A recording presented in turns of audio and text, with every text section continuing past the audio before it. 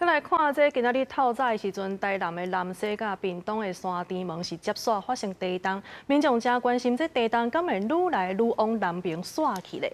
地动中心是表示讲，这山猪门5.3的地动是一个独立的事件，提醒民众要爱注意。另外呢，这学者来表示讲，这山猪门地动甲潮州断站之间是还阁需要进一步去分析，敢有牵连。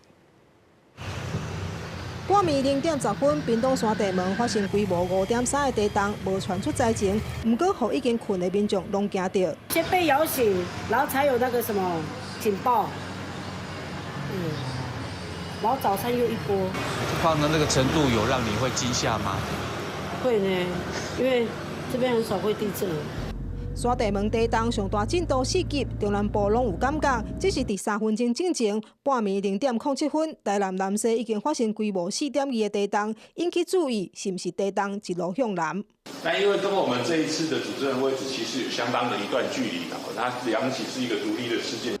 屏东地动是独立的，并不是嘉义大埔的遗震。地动中心嘛提醒，每当只有注意嘉南的地动，全台民众爱提高警觉。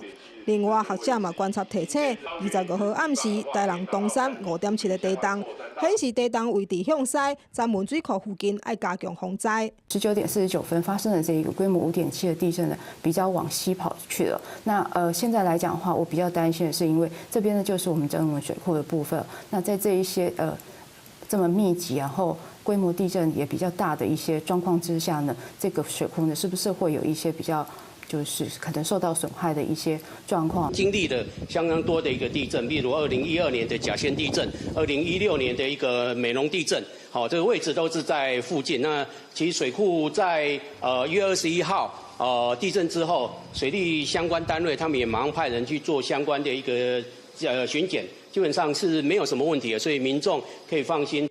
根据统计，嘉义大埔地动到即马已经有109遍的有感地动，刷了一礼拜，无排除有规模5以上的余震发生的可能性。公司新闻综合报道。